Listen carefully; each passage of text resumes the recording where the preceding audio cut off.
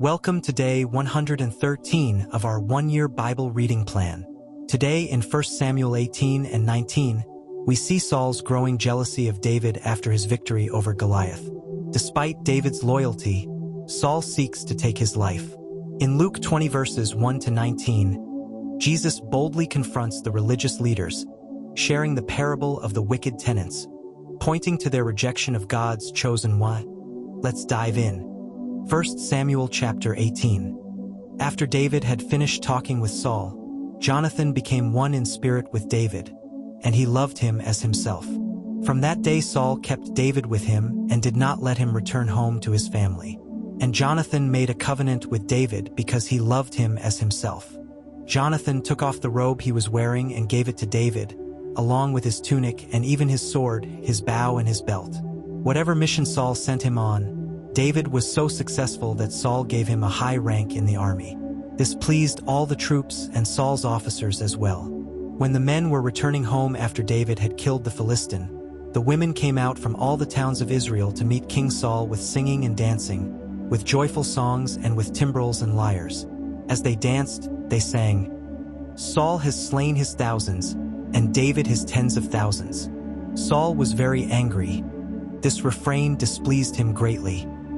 "They have credited David with tens of thousands," he thought, "but me with only thousands. What more can he get but the kingdom?" And from that time on Saul kept a close eye on David. The next day an evil spirit from God came forcefully on Saul.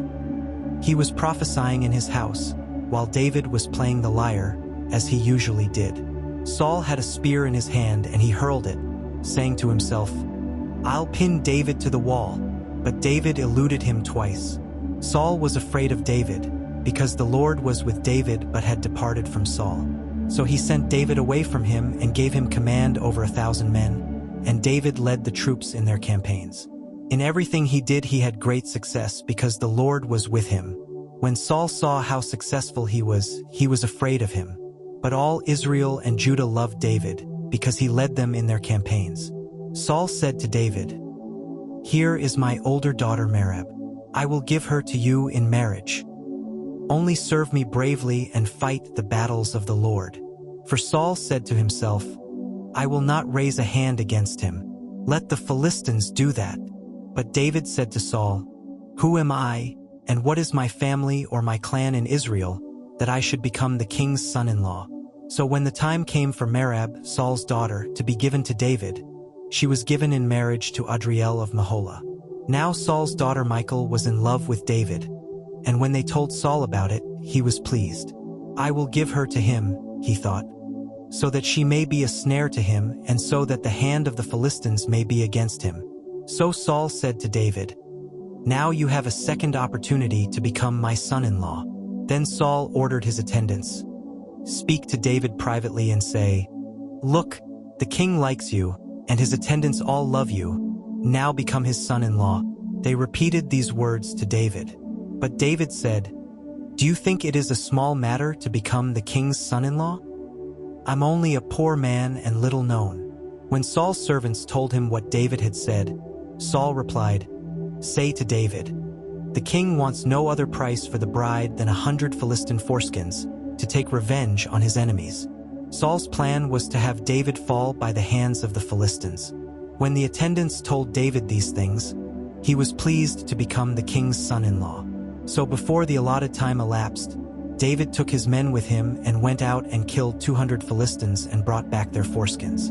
They counted out the full number to the king so that David might become the king's son-in-law.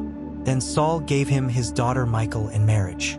When Saul realized that the Lord was with David and that his daughter Michal loved David, Saul became still more afraid of him, and he remained his enemy the rest of his days.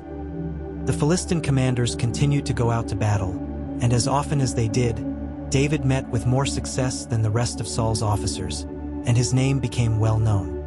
1 Samuel chapter 19. Saul told his son Jonathan and all the attendants to kill David. But Jonathan had taken a great liking to David and warned him, "My father Saul is looking for a chance to kill you. Be on your guard tomorrow morning. Go into hiding and stay there. I will go out and stand with my father in the field where you are.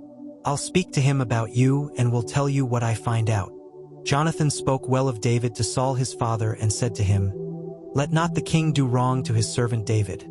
He has not wronged you, and what he has done has benefited you greatly. He took his life in his hands when he killed the Philistine. The Lord won a great victory for all Israel, and you saw it and were glad. Why then would you do wrong to an innocent man like David by killing him for no reason?" Saul listened to Jonathan and took this oath: "As surely as the Lord lives, David will not be put to death." So Jonathan called David and told him the whole conversation. He brought him to Saul, and David was with Saul as before. Once more war broke out, and David went out and fought the Philistines. He struck them with such force that they fled before him. But an evil spirit from the Lord came on Saul as he was sitting in his house with his spear in his hand. While David was playing the lyre, Saul tried to pin him to the wall with his spear, but David eluded him as Saul drove the spear into the wall. That night David made good his escape. Saul sent men to David's house to watch it and to kill him in the morning. But Michal, David's wife, warned him, "If you don't run for your life tonight, tomorrow you'll be killed." So Michal let David down through a window, and he fled and escaped. Then Michal took an idol and laid it on the bed, covering it with a garment and putting some goat's hair at the head. When Saul sent the men to capture David, Michal said, "He is ill." Then Saul sent the men back to see David and told them, "Bring him up to me in his bed so that I may kill him." But when the men entered, there was the idol in the bed, and at the head was some goat's hair. Saul said to Michal, "Why did you deceive me like this and send my enemy away so that he escaped?" Michal told him, "He said to me, 'Let me get away. Why should I kill you?'" When David had fled and made his escape, he went to Samuel at Ramah and told him all that Saul had done to him. Then he and Samuel went to Naioth and stayed there. Word came to Saul, "David is in Naioth at Ramah." So he sent men to capture him.